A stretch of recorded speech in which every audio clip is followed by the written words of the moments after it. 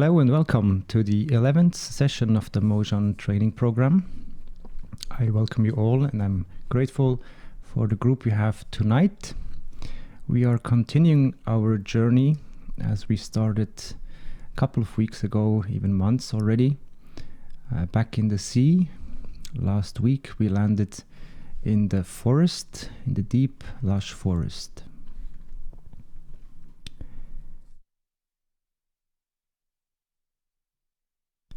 To understand the teachings of Mr. Kesh and the ongoings on this planet, in society, and also in yourself on the individual level, I do my best to give you some different approach to get to know yourself better, to apply the knowledge for your own sake and for the people that are dear and near to you.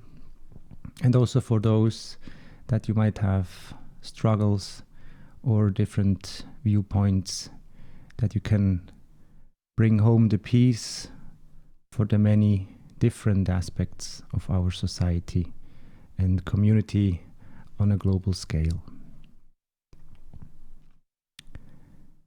So after we left the collective state of the cloud, we literally dropped as raindrops into the forest.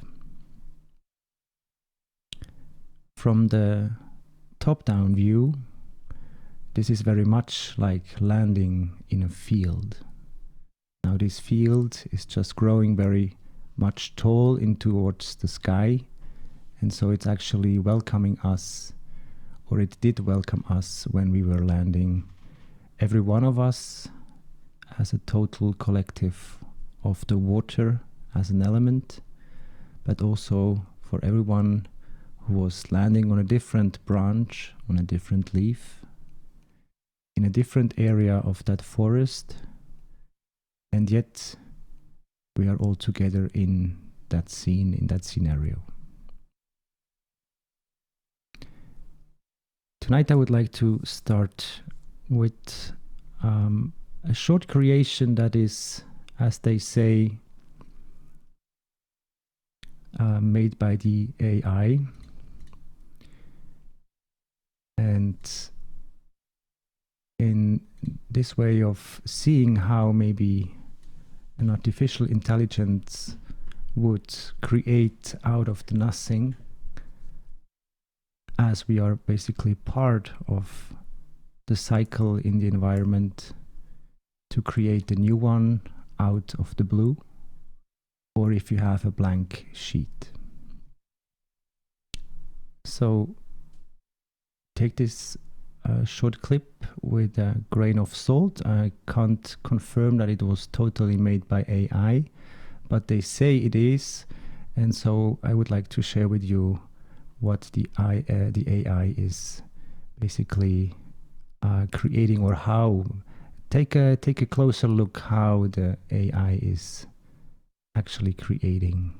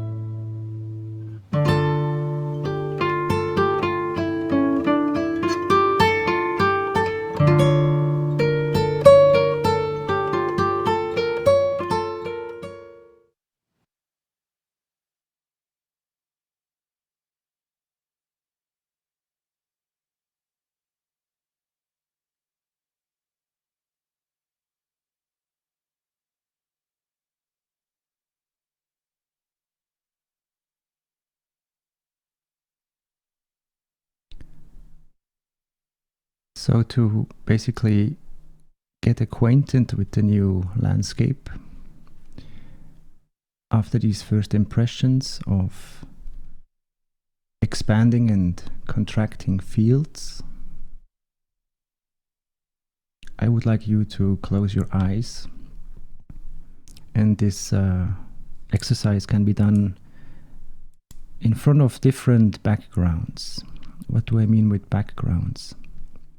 So in the moment when we have closed our eyes, when we literally look to the sun with closed eyes, we have a different vision as we have when we look at dim light or in the night. When you add your hands to your vision, and in a not normal way, but in a different way, if you put some pressure on your eyes while they are closed, just gently, you will see that there are different images, different creations coming towards you, out of you, to you, for you to be displayed. So I would like you to get more focused on the different states of your vision. Imagine now that when we have left the cloud as a collective and we are raindrops or water droplets, how would we actually know that we landed in the forest?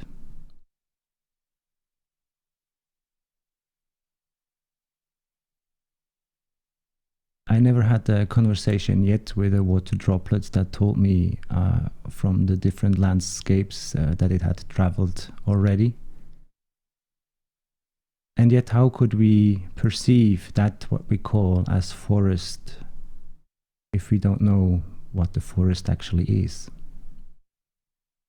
So with the vision, it looks, or it works very much the same. So sometimes we see things that we don't understand, and sometimes we think we see things that we understand, but we do not. So when you close your eyes and you literally look towards the sun, observe and try to enjoy what you are being shown.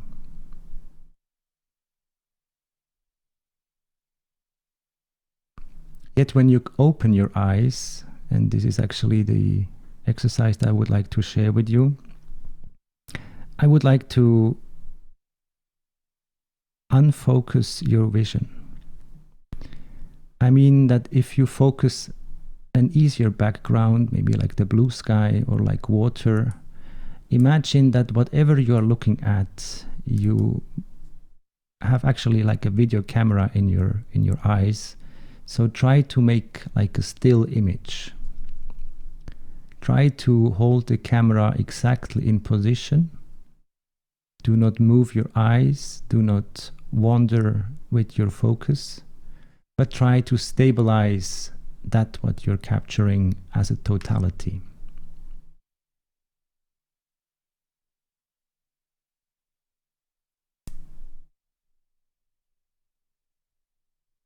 Maybe I can draw to that a little bit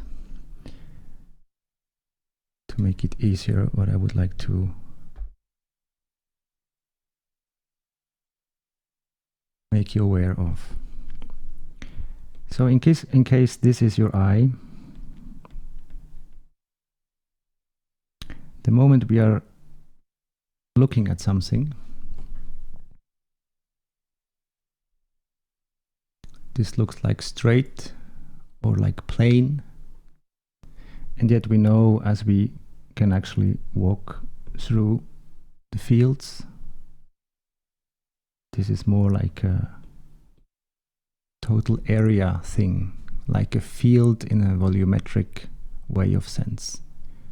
Again, we might remember the sentiments we had when we were considering to be part of a cloud. So now, if you have like an insect over here,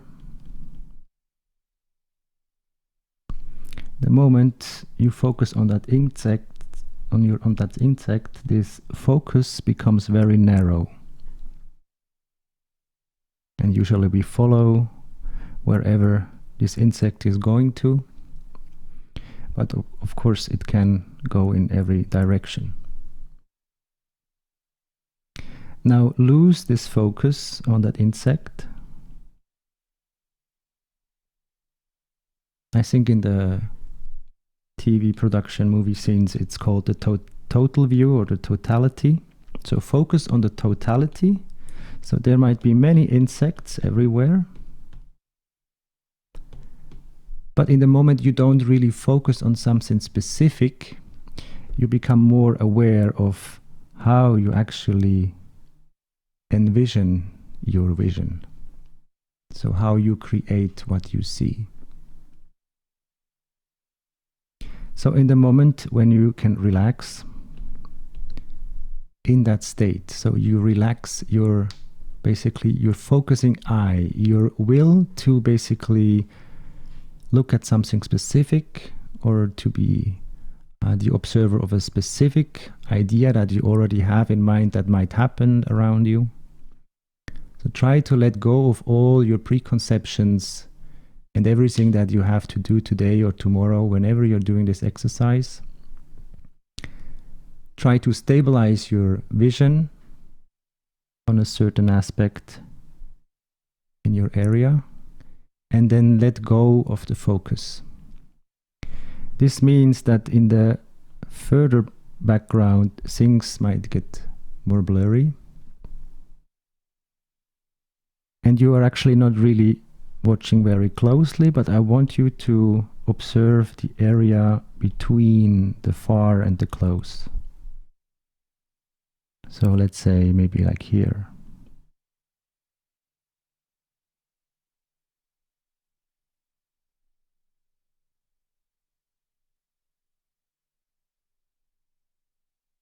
Now, as you have seen, as the AI created or someone created that video,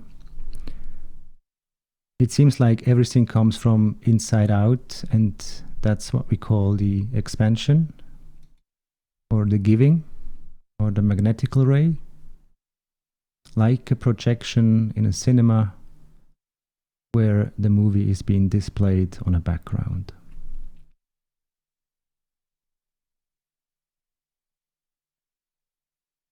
Now, when you're sitting in a cinema, and sometimes there are old chairs and stuff like that, so when people whatever do something that might gather or whirling up some dust that is basically going into the movie. So the movie would be here for you to see on that screen, and then you might have some dust coming from the bottom or maybe something coming down.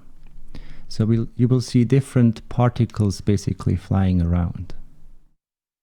This is exactly the same scene as you would observe many insects flying around in a certain part of the picture of your eye vision. So I want you to even go further. Don't let yourself be distracted from everything that is going on, but try to follow the ray of your projection. So wherever you are watching or looking at, don't look for something or to something, but just observe, or if you like, to dissect the vision or that what you are experiencing, what you're doing. So reflect your own vision.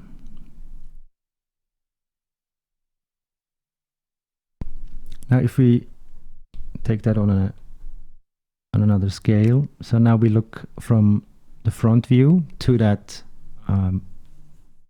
movie background, or the, how you call it, the projection site. So now we're standing here, and this is the vision that we are having. So not the background, not everything very up close here, but try to see like the fog or everything that goes on between the beginning here and what you set as a point of reference as a background, or that scene that you're looking at.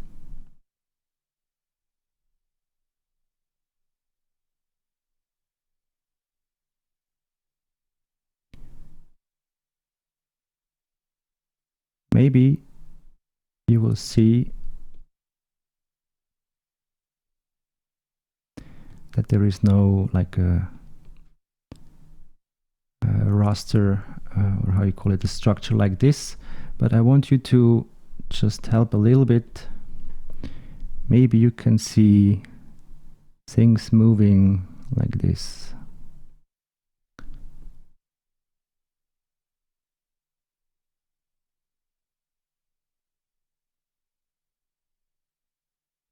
And as soon as they start to appear, it is faster than a blink of an eye. So that's why it's important that you hold your vision. So don't blink.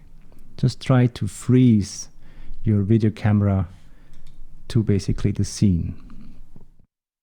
In that moment when you're basically not moving with your vision, then you become aware of what everything else is moving in your vision or along the way.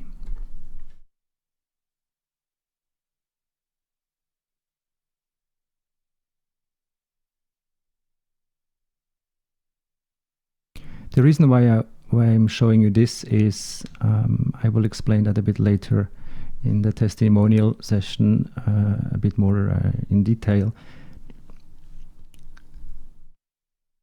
But this is one observation that I had in the Linz experience when I was not there. I was in the area around, like maybe 2 kilometers away from the building. But the vision was intensifying by giving those like pixels that they are moving, but it seems like someone is like with the flashlight behind every single one of these.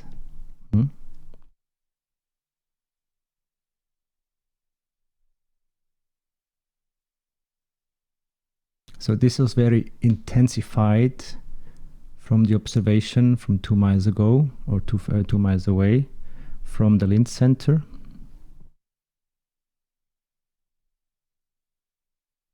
And I would like you to become aware when and in which direction this field gets more, how should we call it? It becomes more energetic, or more freely moving, or more intensely moving. Usually we don't see that because we are focusing especially on something very specific, be it a human, be it an action, be it a scene. But the more closer we try to figure out, the more actually we lose the connection between. I'm not meaning that we don't see the longer we focus on something, but we lose basically the way that we have passed with our vision, or what's actually also being displayed along the way. So maybe the vision that you are having, that every one of us has, depends on your state of being, of your containment, of your content, of your state of emotion, how happy you are, or if you are sad. Try to get to know yourself along the way when you just open your eyes, or when you just close them, work with your hands a bit on them, or when you just close them and look into the sun.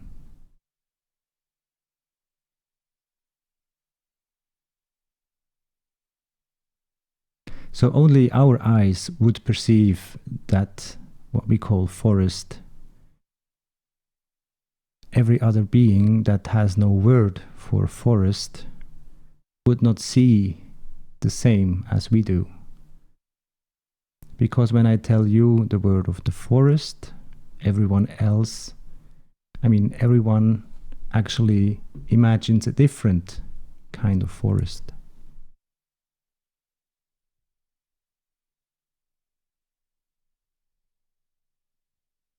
So if I ask someone in the group here, okay, would you be kind to draw a tree?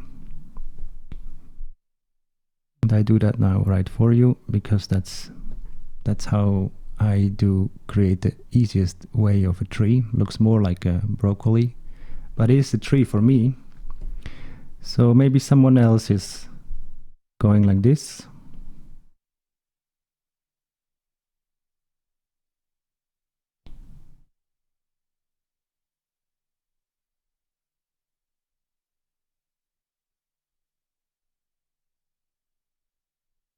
Maybe that's more of a tree than the other one. And so if we have a very basic language that is easy to understand, how can we make sure that we perceive or experience the same reality? More so, how can we understand each other if we see different pictures, but in general they are the same? So imagine you are on a different planet, in a different universe, where the trees go, I don't know, maybe like this.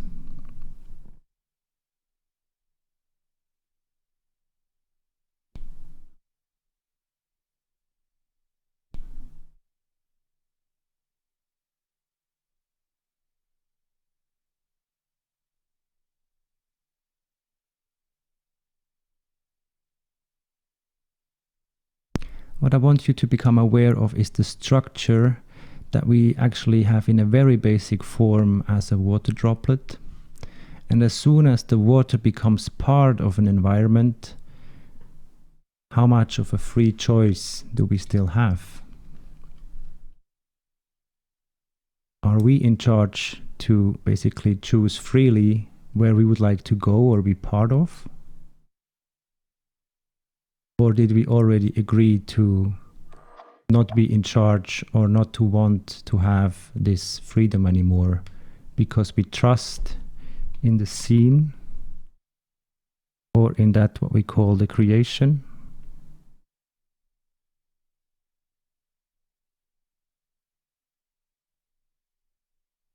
And so it doesn't really matter where you land, but we all land.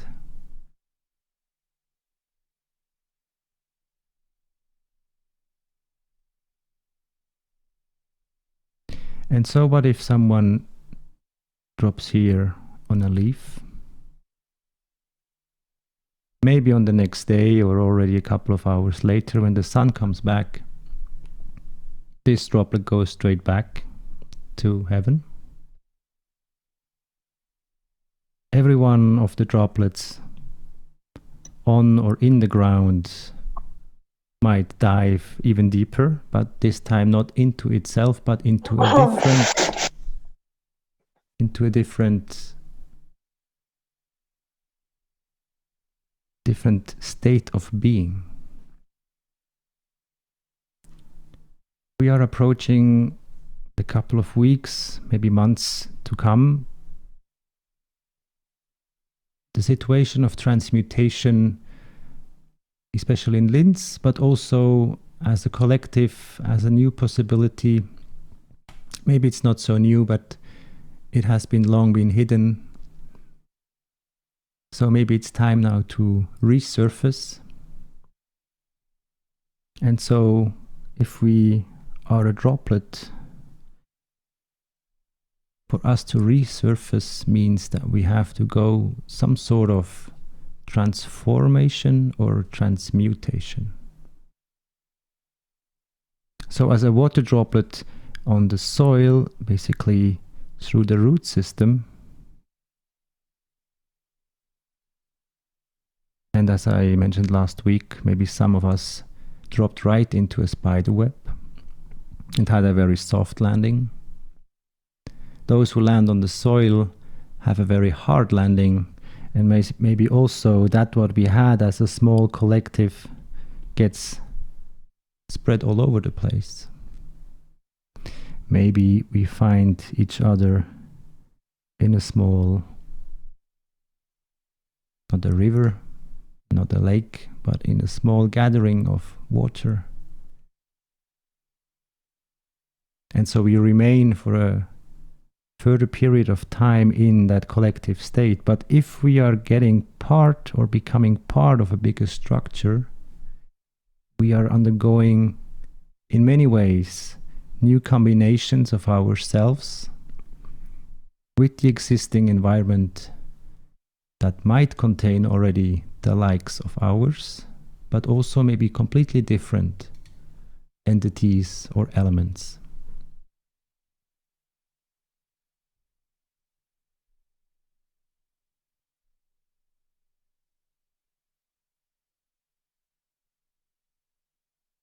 This is why it is so important to know how basically you function or how you work, because along your senses there is so much feedback for you to basically understand how you or what you gave out and what you receive back, that you can start to comprehend the cycle of life and maybe creation as a whole.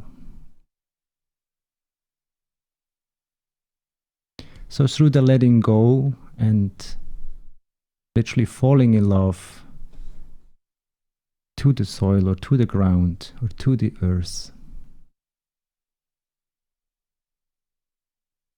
we allowed to be part, to become part actually of what we already saw as a totality. So it's this time a new collective, and the travel of the water, you will see, goes again like a cycle. So what comes down goes up again, but it needs some help, or basically it is because part of another system in a different state.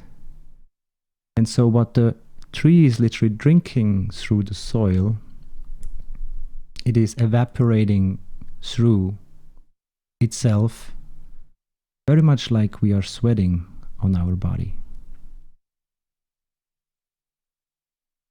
So to being cooked in a tree, to become like a vapor, and being later at a certain unknown time recollected in a collective state as the cloud.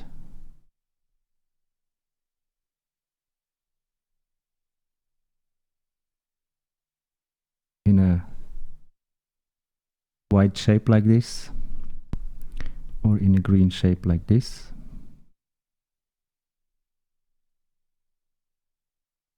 We are always in one way or another part of the field, no matter the position or the combination of yourself or the environment.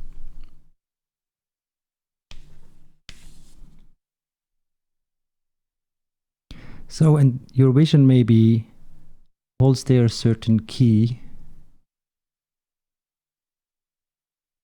because it actually attaches you to what you think it is reality or what is the outside, because you're able to basically create or receive that what seems to be envisioned.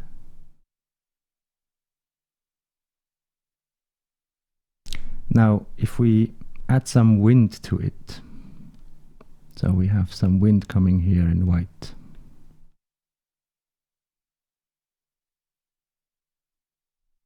There are certain species and flowers, I think many of you heard already, flowers know or they feel when the sun is coming out. So they have like a time frame of their own, a clockwork by nature. And so this interconnectivity or interconnectedness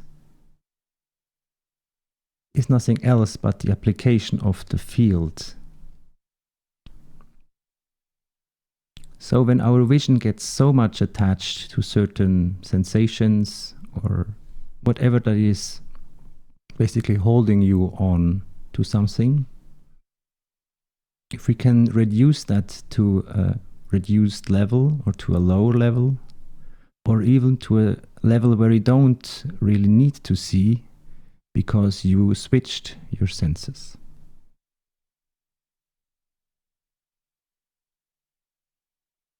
Would it be then so far away to literally understand that when we are breathing, as many other entities are doing, that we are also then inhaling the fields?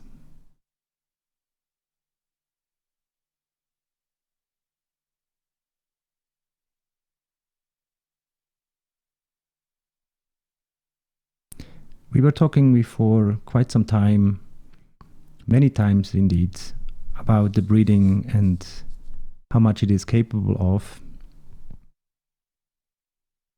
And Mr. Cash is mentioning all over the time that we can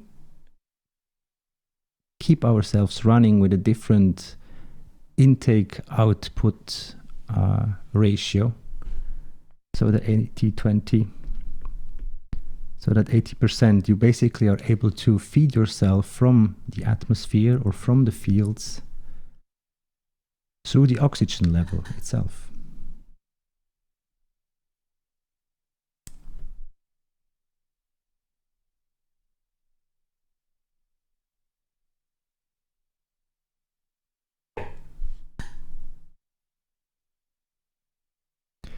Maybe this gives us a different perspective on how or why exactly all the plants have so many leaves. Why they don't just create one big leaf.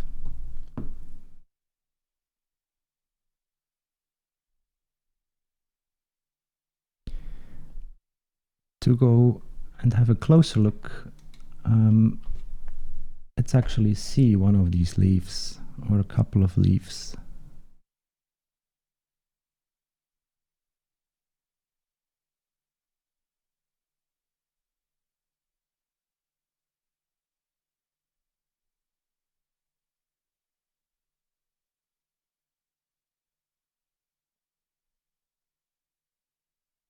The most important that I try to hold close as possible, to not tell you what you should see or what you should project, but basically how you are creating that, what I just did in the beginning with the vision. So how do you create that what you would like to see? Is this now a leaf or is this a tree? We had this, and now we have that. A small particle of a bigger tree. Can't say if it's the one in the middle or the one to the right. But the closer we are going with our vision, we see that there seems to be like an order, or at least a structure. Someone knows what needs to be done to recreate that leaf. Or maybe it's just the tree as a smaller version in itself, as itself. And therefore it knows exactly how it needs to be created when it goes back to the source.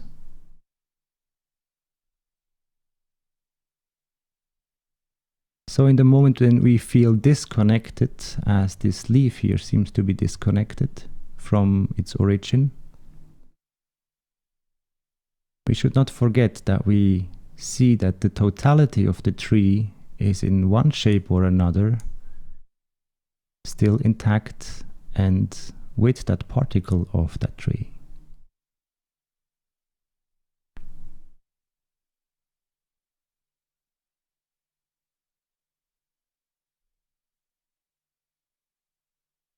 So unlike the cloud in the water in the cloud, we have a very specific or a very structured creation here.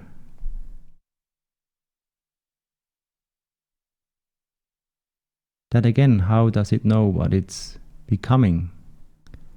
Because it seems very flat, hard to see a brain. And yet it is like a fingerprint of a tree in it.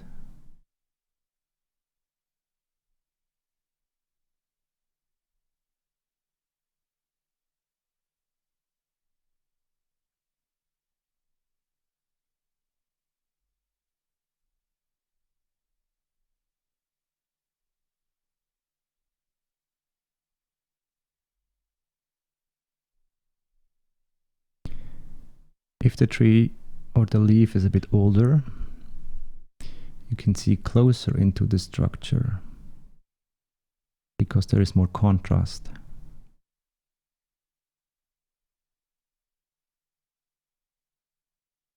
So is this less of a tree because this leaf looks upside down? Or does it mean that this leaf is coming from a different planet because it grows into the soil? Or can you just allow yourself to flip it in your mind and to see the same beauty that we just saw in the other leaf?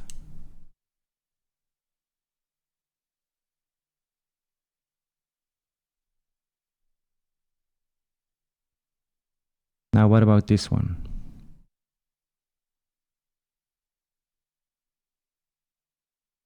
I think we all have seen those, hopefully.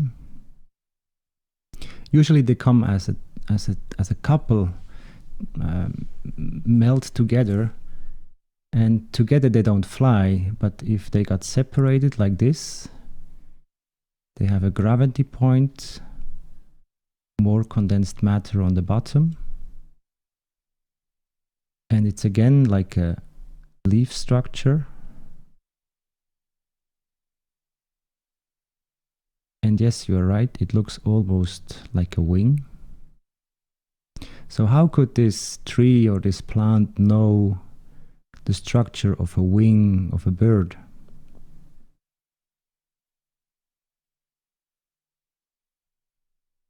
When we go back, none of those two trees had the structure of a wing. Unless you say, okay, the branch also looks like a wing. But those who try to fly with branches, I think they all had a very hard landing.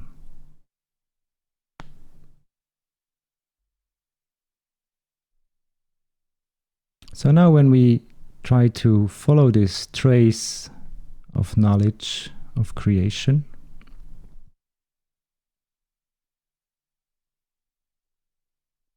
and we look a closer look of what it really means to be part of a wing, we see again an organized structure, and the closer we come to the origin, the more transparent it becomes what it actually is.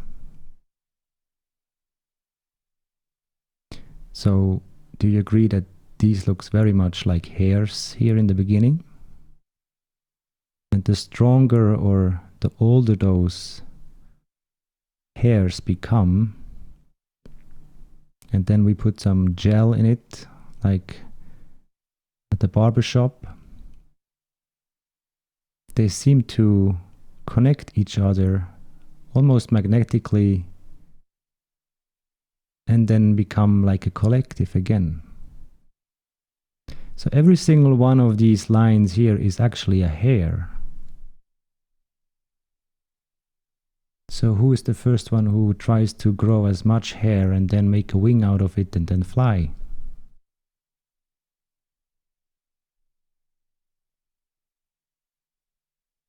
And what would be the benefit basically of having such a fragile state of creation as, well, hairy is not really accurate here, but it is hairy in the ways of how it is built.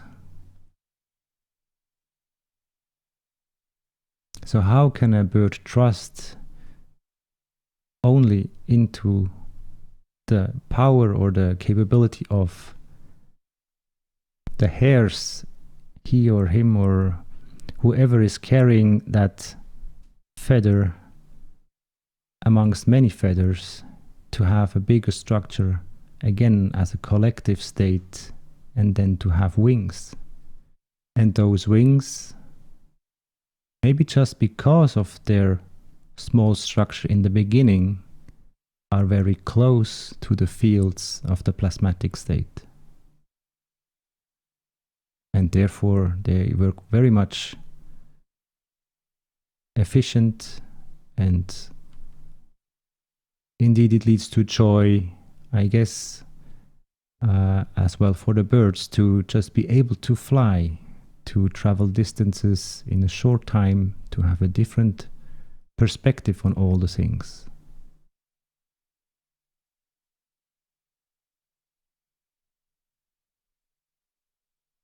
So we are beginning in the very small,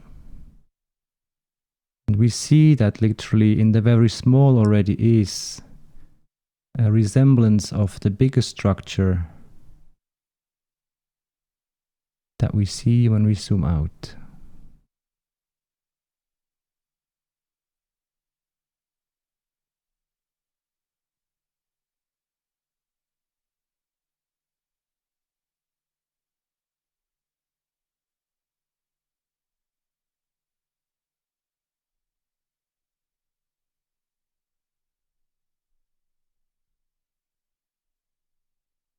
So in case you find more in-depth knowledge in your senses, especially today in your vision,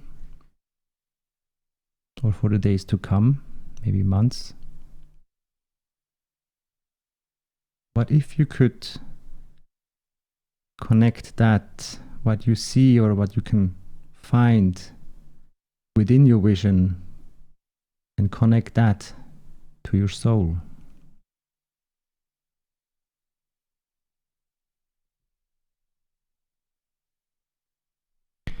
Or in other words, or in other lines,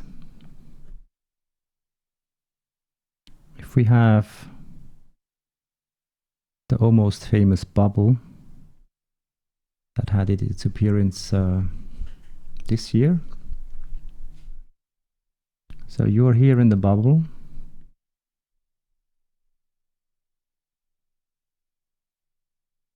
and now this outer boundary here, as many of us might call the aura, or the electromagnetical field, or the outer extreme of your field in ways of how much you give out and how much you receive back.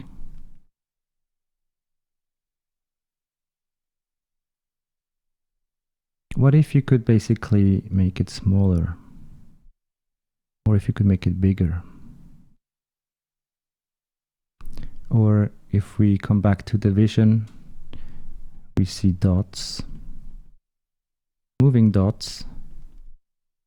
They don't need to come in a circle shape, but just saying you're seeing particles. And what if you are capable to realign your particles? And if they are not your particles specifically, but you are allowed to basically play with the fields and connect, but on a looser level, not in a matter state. What would it mean for the transmutation process if we could go smaller,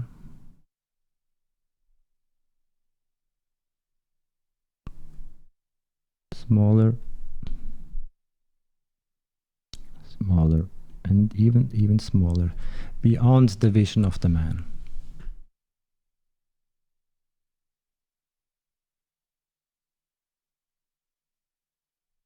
So that seed that we saw with the wing looks almost like a music note.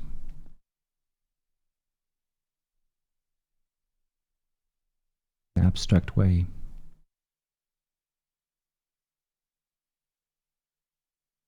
So now, if you are a flower,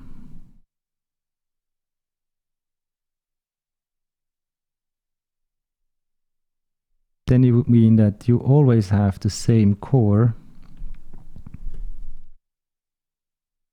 but with different wings, or the same, almost same wings coming out of that center. So everything that you're literally creating in your body, or what you're giving into your field, is coming from your source. And if you would have to pack your mess back, it would be your parts, your particles, your mess, your fields to basically gather, maybe compress, somehow contain, and then even make them contracted that they are not visible to the vision of the man.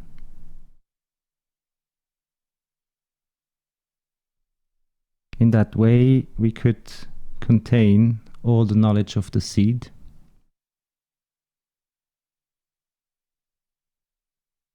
and when we are expanding again, we would literally be able to recreate those wings again.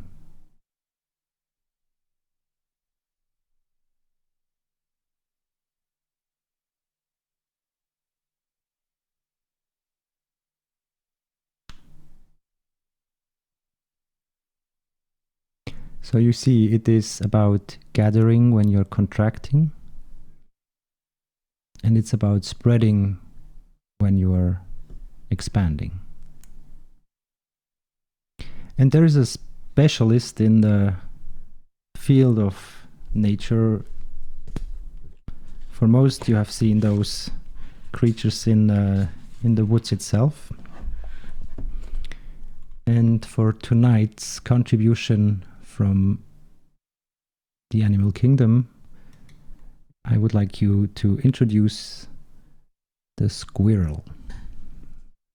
The squirrel, this one here, is the most fancy one I could find, as it is not produced in this colorful shape and fur, yet it is obviously, or as it seems to be, at least in India, their way of appearance.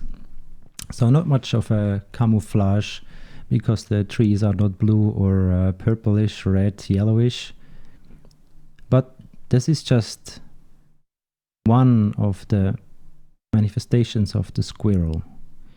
And so the squirrel is the master of gathering.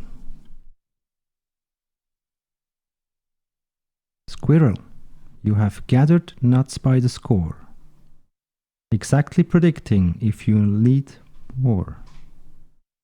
Teach me to take no more than I need, trusting great mystery to harvest the seed. Squirrel teaches you to plan ahead for the winter when the trees are bare and the nuts have long since disappeared. Squirrel medicine can come in many forms, as this furry creature is very diverse in nature. The erratic behavior of squirrel has bested many a forlorn hunter, and it thus stands to reason that there are benefits to being able to circle a branch at lightning speed. This erratic behavior of squirrel can also get nerve-wracking if you are dealing with persons who have squirrel medicine. Trying to calm them down enough to accomplish something may drive you nuts. The gathering power of squirrel medicine is a great gift. It teaches you how to gather and store your energy for times of need. It teaches you to reserve something for the future use, whether it be a judgment, an opinion, a saving account, candles, or extra food. To put it in a nutshell, Squirrel is the Boy Scout of the animal kingdom, always prepared. In today's world of changing times and fortunes, it is the wise person who prepares for the future. Our prophecies have all spoken of the end of the millennium and the changes to come. Squirrel is a friendly medicine to have in light of possible future rainy days. Its message is to be prepared, but not to go nuts with it. Love yourself enough to gather the goods that will meet your needs in times of scarcity, even if that time never comes.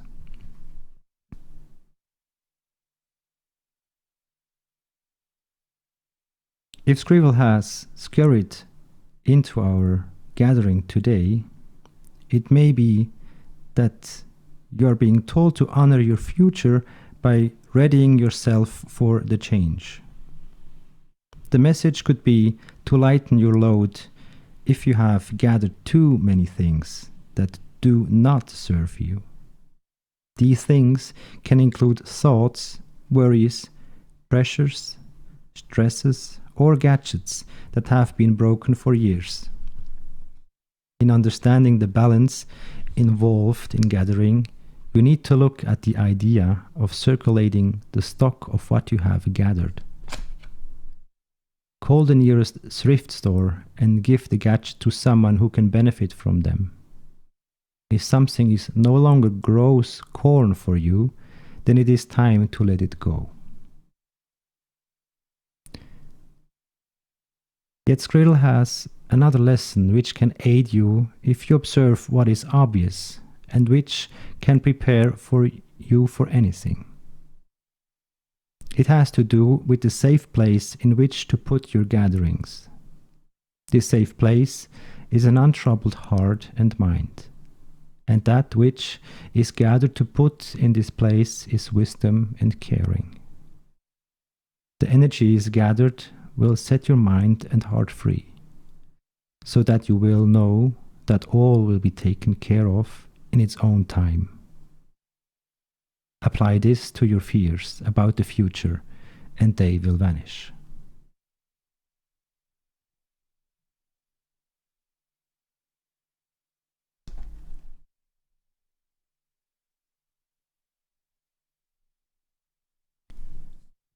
So as we just heard, this trust of letting go and basically falling as a water droplet onto the hard soil, and maybe not see our likes in the same shapes as before, yet to trust that it's just a cycle that goes through many transmutations and transformations. To bring this knowledge of the animal a bit closer into our today's world, let's say like that, I would like to share another piece that is in my ears very, we could call it spot on or point on, focused, and yet it will give you so many breadcrumbs at least, if not specific recipes along the way.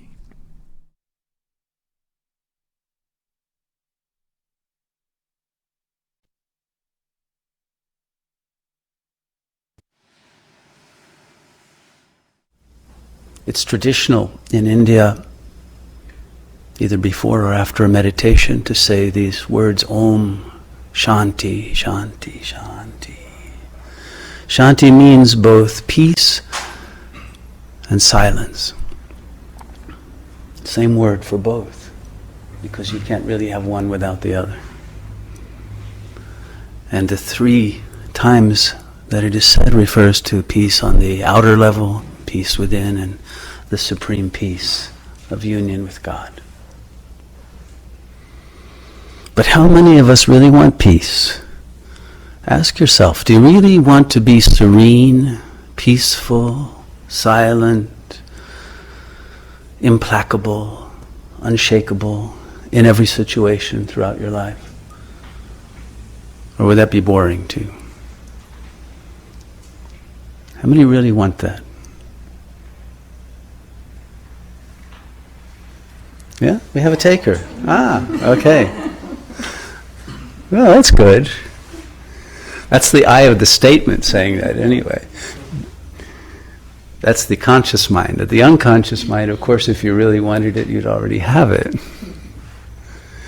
In the Chan Buddhist tradition, they have a wonderful word that they use. They say the ego's fundamental drive is to stir up vexations. I love that word, vexations. Is there a Spanish equivalent of vexation? Vejación. What is it? Vejación. Vejación? Vejación. Ah, okay. Great. Perfecto. Gracias. Does it have that same feeling of wanting to irritate yourself and others? But yes, creating trouble.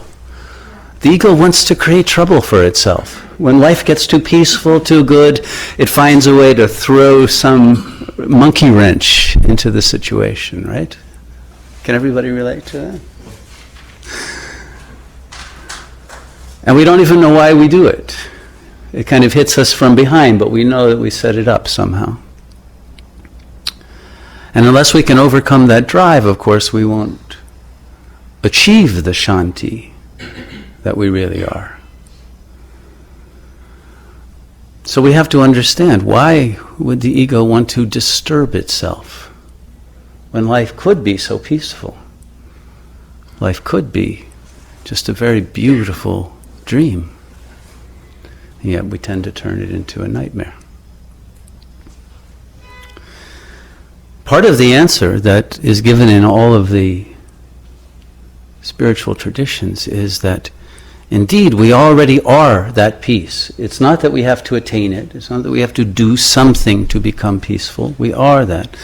But then on top of this peaceful nature, a false self has been created based on identities that were projected on us as children by our parents.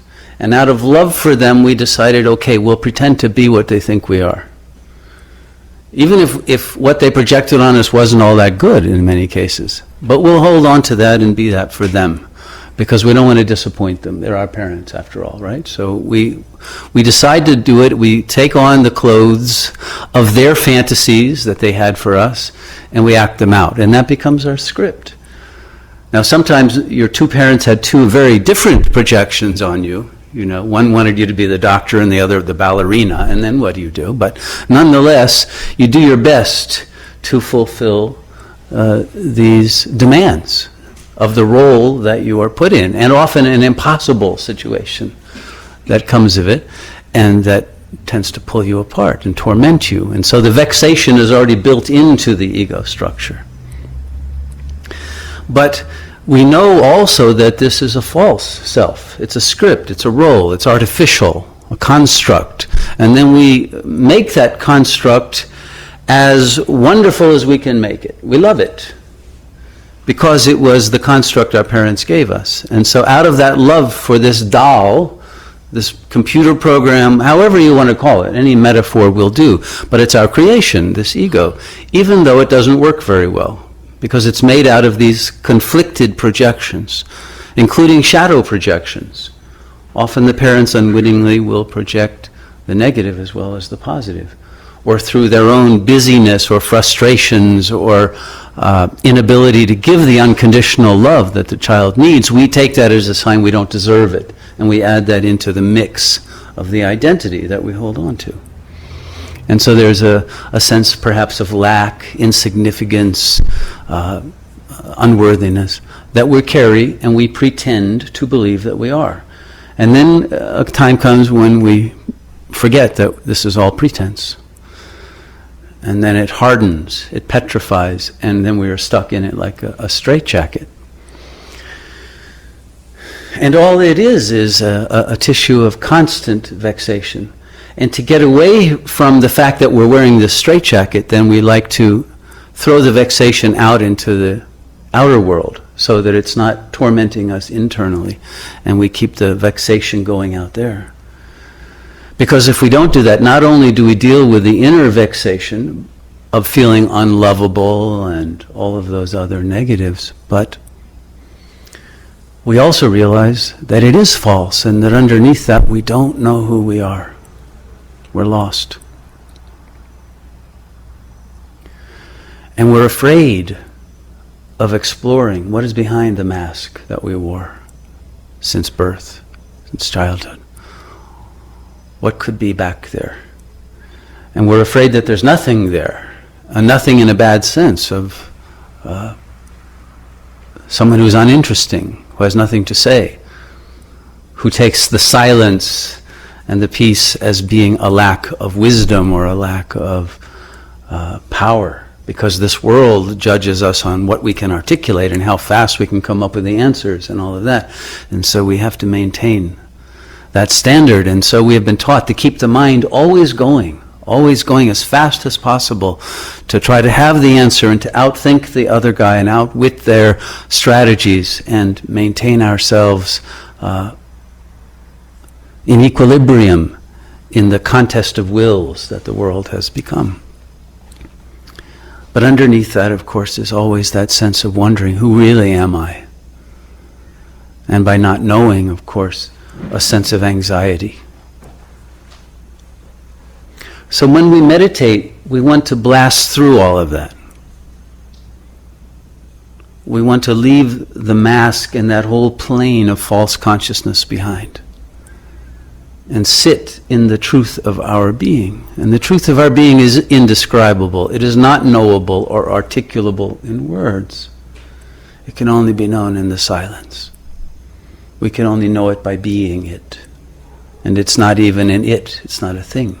There's a formlessness. But when we sit in silence and we don't focus our minds anywhere, not try to figure anything out, not try to even answer the question, who am I? But simply be, then what happens through the focus and the concentration, the investigation, you could say, without words, but the observation of the actual quality of our being when we are not trying to be anything, then what comes up is actually miraculous. If you'll allow it to come up and not allow judgments of voices saying, oh, there's nothing there, oh, forget it, this will never work, this will take years, you're not cut out to meditate, that's for saints and sages, all those kinds of things. If you don't believe in those, because they're part of the mask, they're part of the ego structure that wants to hold you in the straitjacket, the conditioning. But if you go behind the conditioning and refuse to listen to those voices that want to tell you you're too small and insignificant to have union with God, what are you talking about, who are you kidding, you don't deserve it, all of those things, they will show up. Let them go. Get thee behind me, Satan. But don't get into an argument with Satan. Just let it go on, and it will become bored with its own voice if you don't buy into it. Until you go deeper and deeper and deeper and deeper into the silence, you will find the miraculous fact that you are filled with divine love. That you are that. That's the actual substance of your being. And that there's an inner radiance, a radiance that you may not see with the physical eyes, but a radiance of mind, a radiance of being that emerges in this space of the emptiness.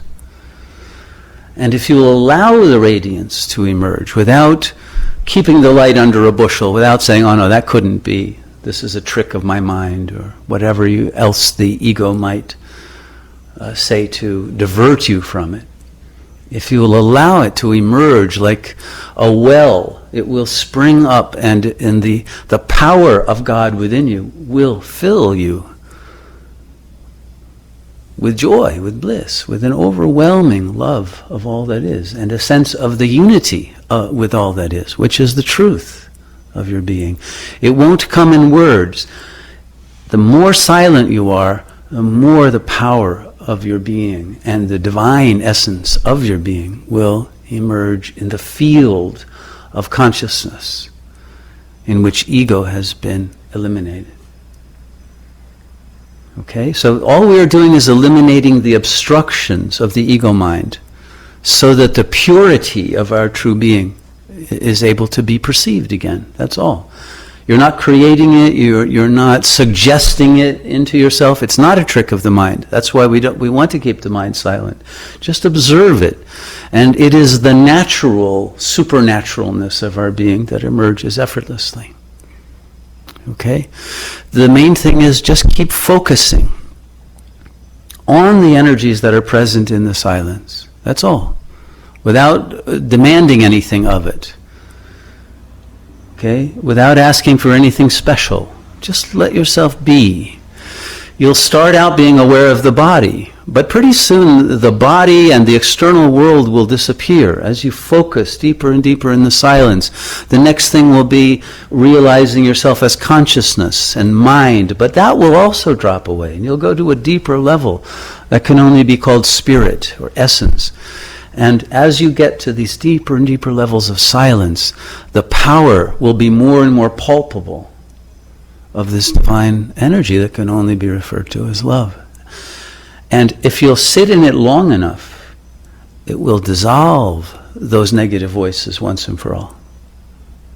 And it will dissolve the desires and the fears that go along with the ego. And all of the other neuroses and the other anxieties, depressions, addictions, all of those things will dissolve along with it, because all of them are symptoms of the lack of love and the disconnect from your real being. They are compensations for that which was missing in your life, and that's why you created the vexations. But once you have found that which you're looking for within, you won't need or want those vexations in your life anymore, and they will simply disappear magically, automatically, without your having to do anything.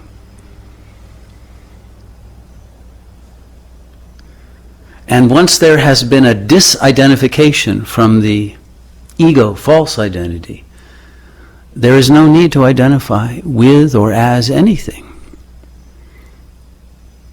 And then there's a spontaneous beingness that moves through your life and speaks through you and acts through you. And your life belongs to this higher consciousness. As St. Paul said, "Is no longer I, but Christ that liveth through me." It will be a natural state of living in grace. And it doesn't require any special sainthood certificates in order to achieve this state. It really is your natural being of all of us. Okay? So simply allow it without creating any objections or diversions or reasons why you believe this couldn't happen to you, and it will. Okay? It's inevitable. And it can happen tonight. Okay? So let's make it happen.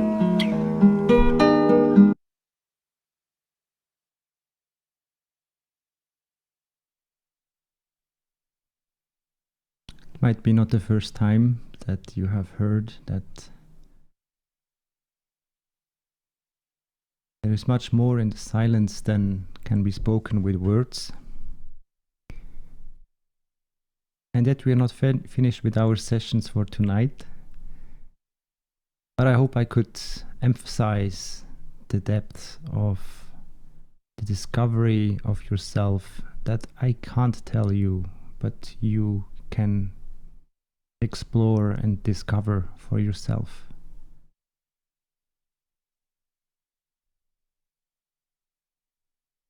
So what if gathering, as the squirrel teaches us today, means that you integrate all aspects of your being back, or reconnect basically the rays of your entity with the core of your entity.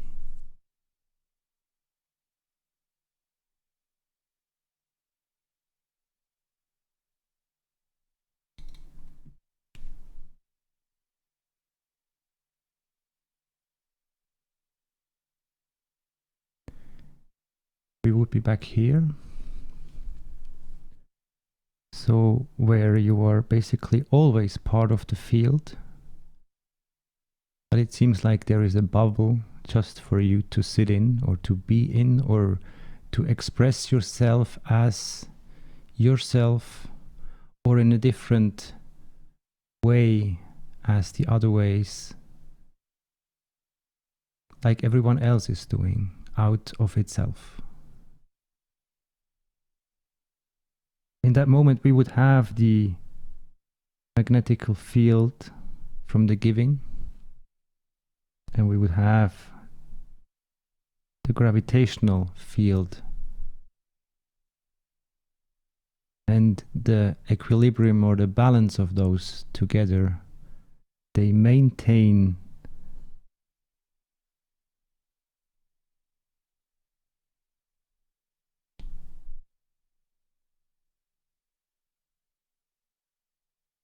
that bubble, or maybe this bubble, or maybe even this bubble.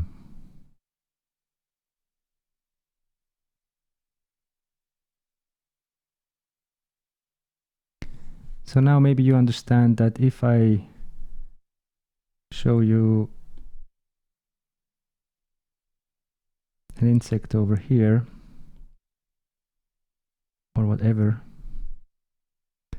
and you especially look only at that, and you follow basically that, it's more or less the same like you follow someone on Instagram or any other platform.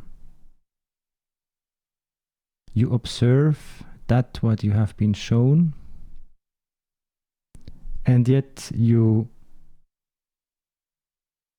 leave the observation of yourself, if you haven't done before, to the outside. Which would mean that you or we are codependent from the outside first. And that's how the system today works, that everyone has to do something, mainly not for themselves first, but for some people first. You work at a certain job, you have a partnership that you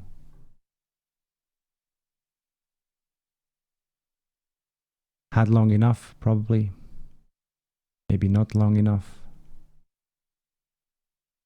You have a certain attachment to the environment or to reality only through the way of how you connect.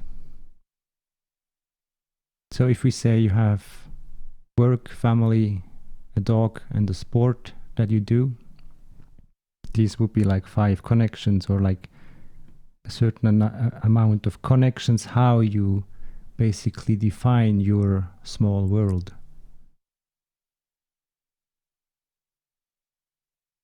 And because we are so matter focused, it seems to be very stable, and that's why we are trying to keep it running or keep it in that shape as long as possible, because that's how we made it first, or how we know it from the outside.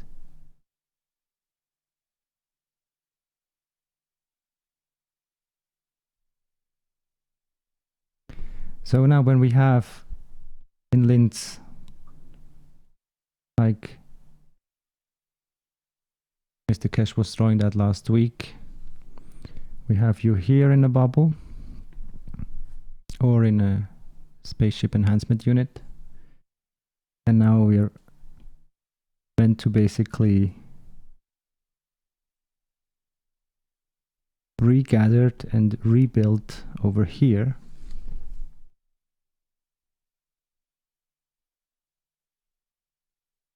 Do you see that we need to become just like a seed? So we contract to the essence, and then we deploy again as the essence in a bigger scale.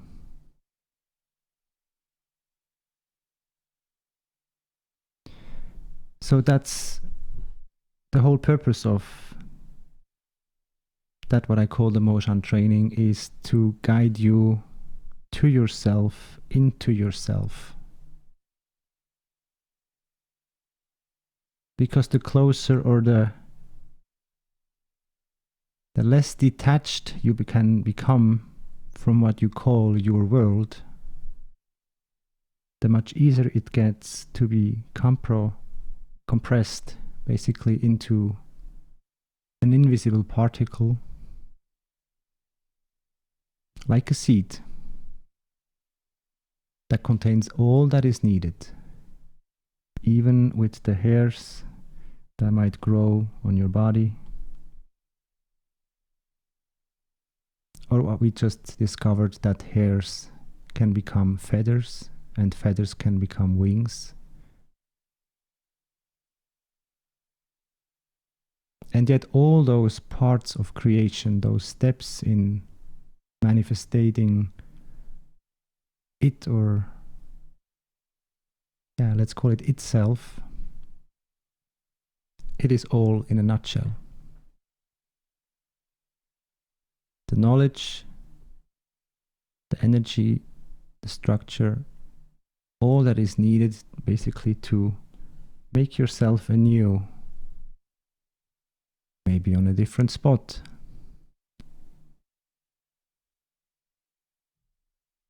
But maybe also you don't need to travel, but as we just heard, the further you go inside, the smaller you basically become. And the smaller you become, the more alike you become with the fields that are everywhere.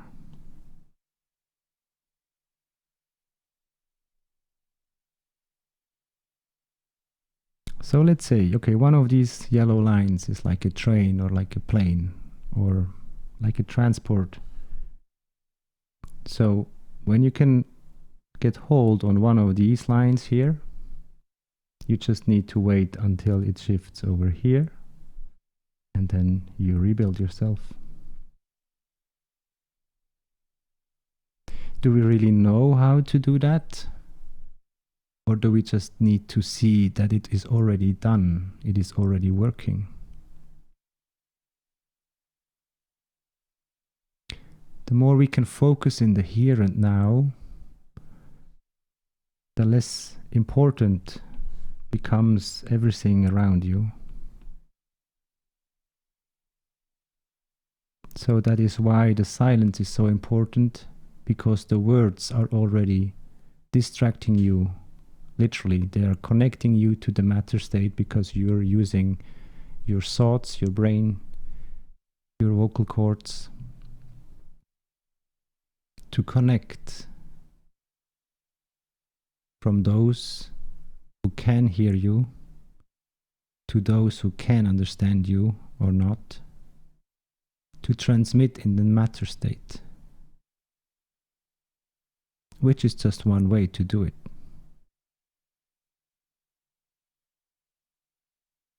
In other words, can you forget yourself in here? That you don't mind the place and time where you are?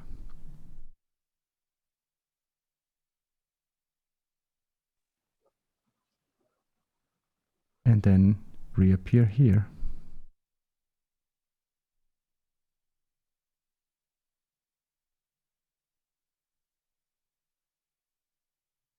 Do we all need to do that in our life? Or is it a certain curiosity or a certain feeling that I knew this would be possible? And finally there is one human that stands up for this whole potentiality of the creation that leads us, no, it actually shows us the abundance that we are already containing.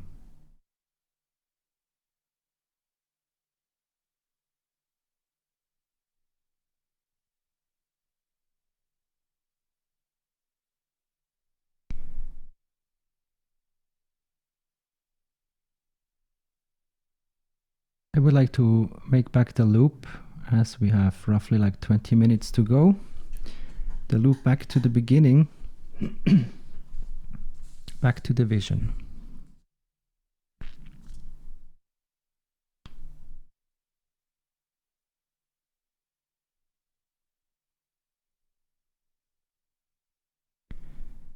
The vision was just one way of how we can perceive or how we can discover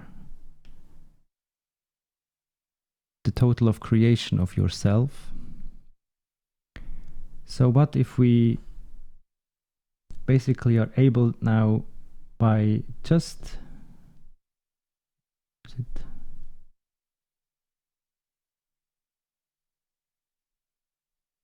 doesn't want to work right now.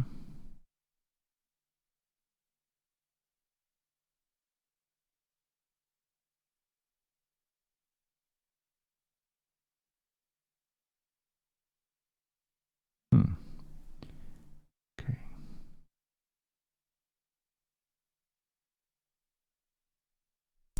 As we haven't maybe noticed in the beginning,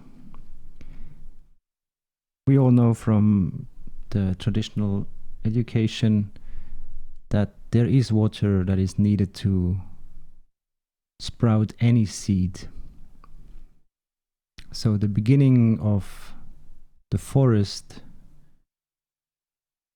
basically had a need or a resource that was required to basically start that idea of the forest. So if that water is the basic element of the forest, and that is what you were as dropping into the forest, I want you now to take the perspective of that you are creating the forest.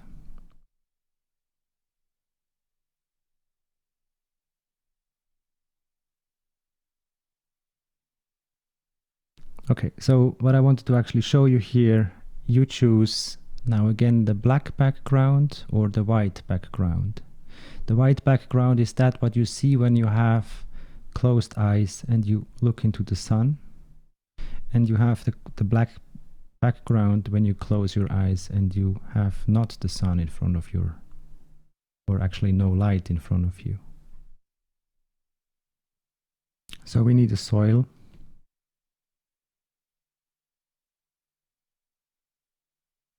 And from there, we literally can build that what we perceive or what we call a forest.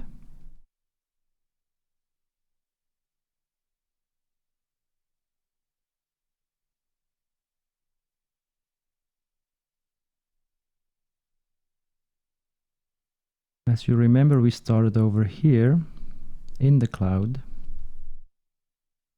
We dropped many places. We became actually part of the stream of the cycle. And I want you to take a different way of how you could basically experience the forest. I want you to try to feel, maybe you can look up a picture or go on a mountain where you can a little bit look on top of a mountain, on a forest. I want you to feel how it would feel if you could fall as a collective. So if all the droplets here become like a blanket, and this blanket would literally covering that forest.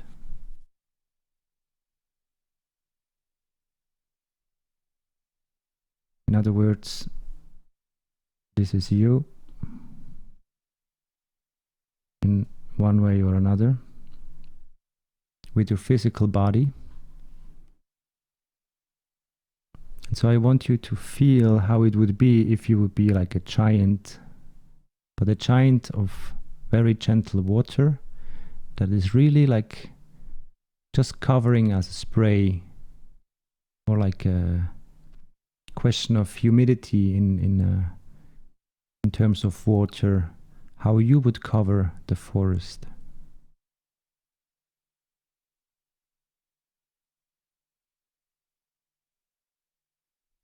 That would be one perspective. The other one I would like you to take in is the one from the bottom. So literally in the soil.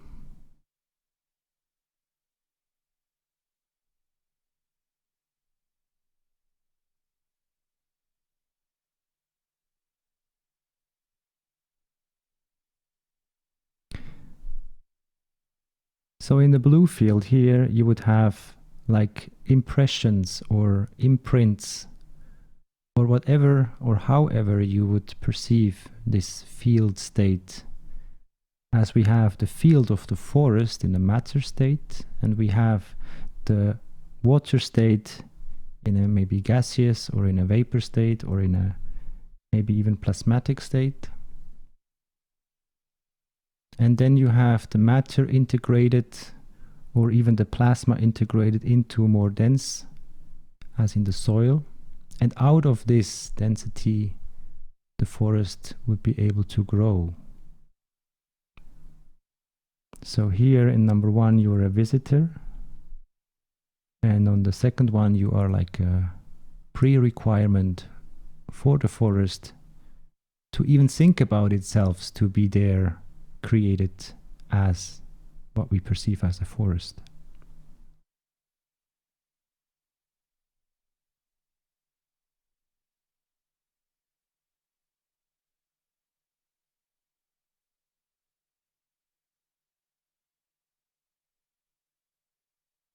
Maybe some of you already see where I would like to guide you here. I want you to become aware of your internal fields in your body, or how they are connected to the bigger fields in the outside. The bigger basically the scale you can size yourself up to makes it more observable, or how we call it, we could call about an impact, that it gives a bigger impact or a bigger imprint for you to notice or to observe. From a smaller scale, as we started in the session, as the droplet that becomes part of is basically then going into more like from the beginning into the seed or into the soil, and then manifests out of that. So on one side you receive, and on the other side you give.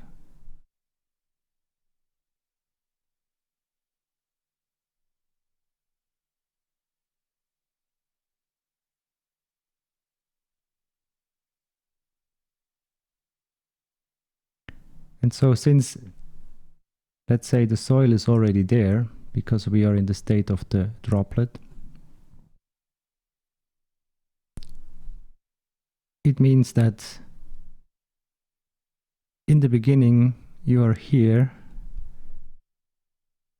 and further down there are many.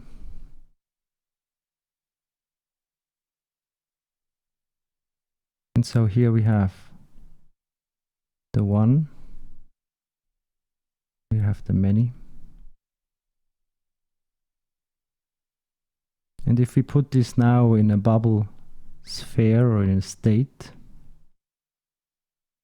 you can see that it's a split up of the seed into many seeds, but in a smaller scale.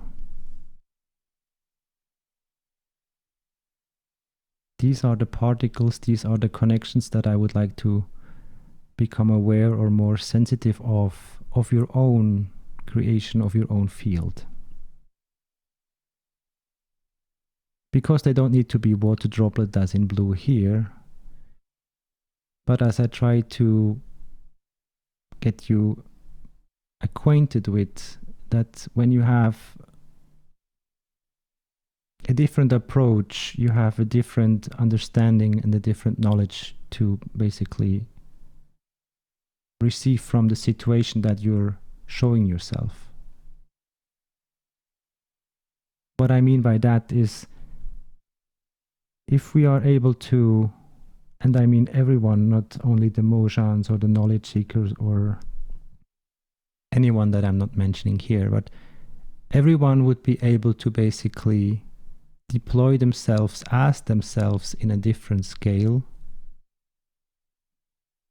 it would be quite easily to understand that when you know one of the droplets, you could be anywhere at any time, or you could be together, or separated and yet still together through the connection of the field.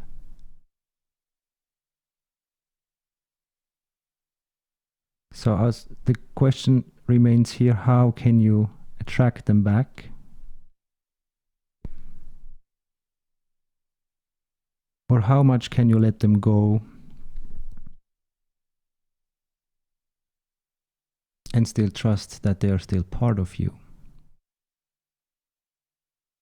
Applied now to your creation or your body, how would you basically connect or communicate to all your cells?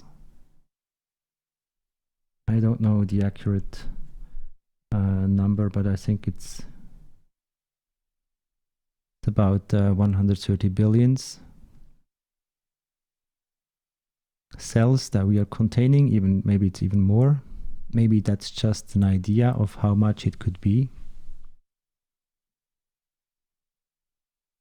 But if we take it more in an easy way to see that from one to the many and from many to the one, or from the matter state to the field state and back to the matter state, then we're literally right in the process of the transmutation.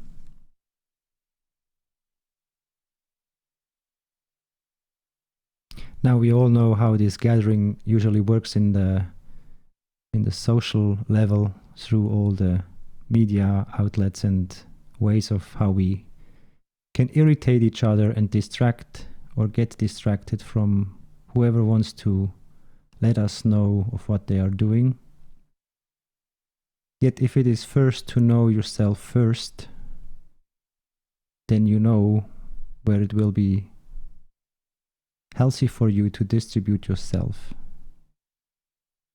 And you would know how to regenerate basically that which went wrong, or if you have a cut, how to basically heal it faster. So this environment of that one state, that one field state, or that collection of those many fields that makes you feeling as part of the totality of that whole big one. This is the scenario that we have in Linz now.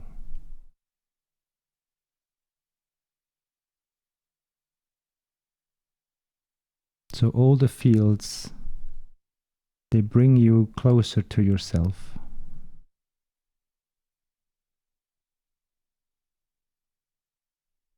By literally giving you maybe a smaller, maybe a bigger one, but like an environment or like this bubble that lets you experience and actually not only feel but being at home. And being at home means that you're in connection, which can't be easily drawn here, but that you are connected with the totality.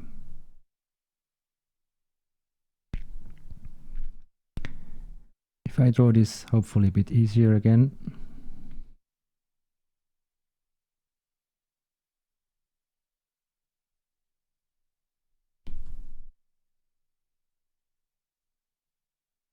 So we have the soul, we have the biggest gravitational point in the body, in the matter state.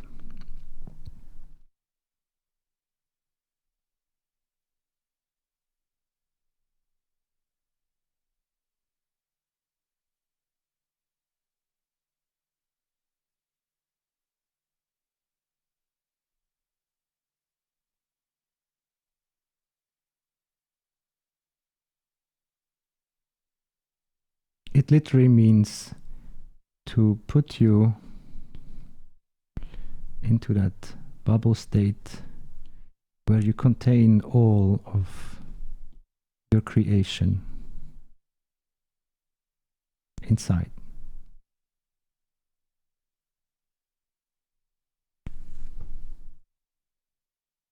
And because you already know this, and you can now experience this with just being there, literally doing nothing, hopefully not thinking too much, or maybe nothing thinking. So the more you're not doing what you perceive as you have to do because you are you, the more you become part of this bigger structure, which is again like the seed that you already contain. Which means that your physical body, or that what we call the shape,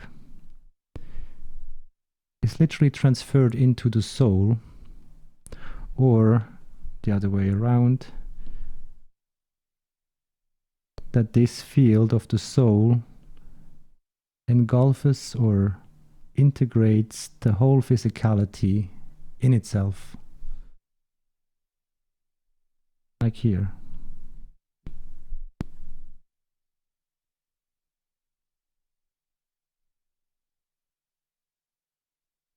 Go back to the teaching of last Thursday and you will find more or less with a bit different colors, but exactly the same what Mr. Kesh was drawing.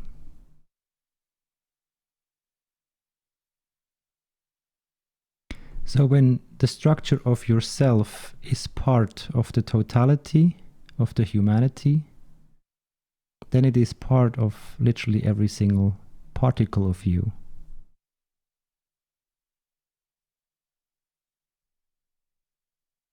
Now, how do we gather as the squirrel? We're always gathering through the breathing.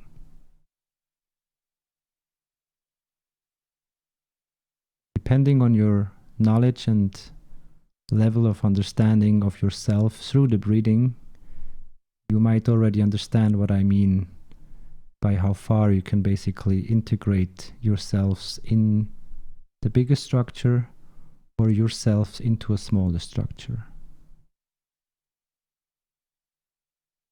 In creating that forest that I was drawing so beautifully here, that forest is a symbol for you as your body. It is like more like a field structure in the visible plane for our eyes, but yet it is the same as it comes from an origin and it expresses itself out of itself.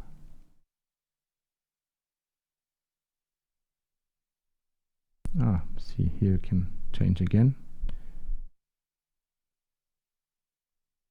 So I would like you to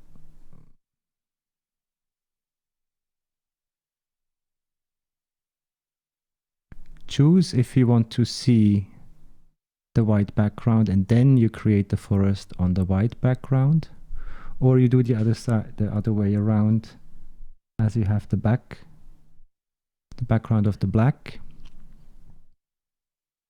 And this is basically the state of you empty.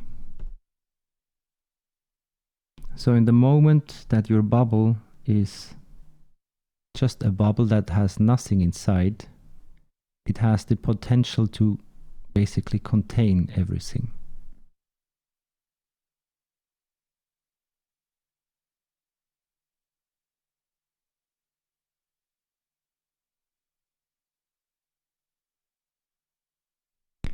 In our next session on next Monday, we will start with a more practical way of how we can gather. Not again, breathing will still be a part of it, but now we will go more into detail or more into the depths, how I experience or how I practice this, what I'm sharing here with you. So how basically to gather yourself and how you apply yourself. But we're talking inside of the body or basically for your manifestation as you.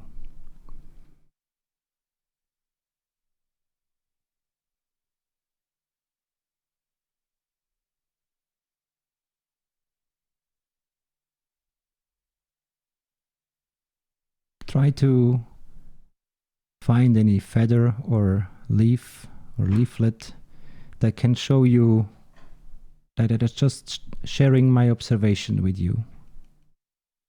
See if it makes sense for yourself, And if you can see that this knowledge in the outside is already part of your inside, so we all already have wings, and we all have the connection to the fields.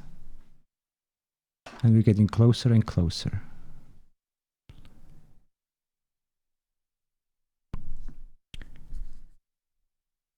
Okay, it's already 8 o'clock. I think we are closing for tonight.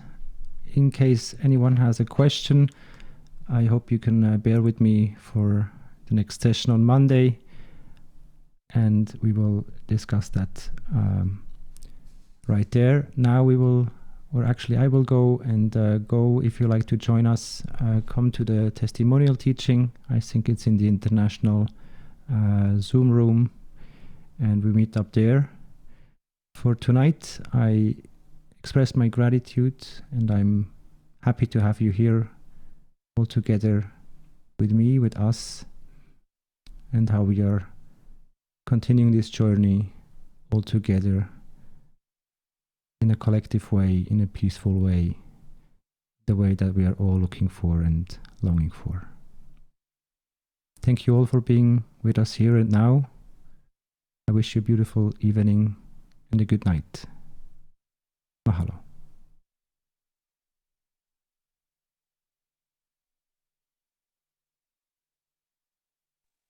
Have a good night.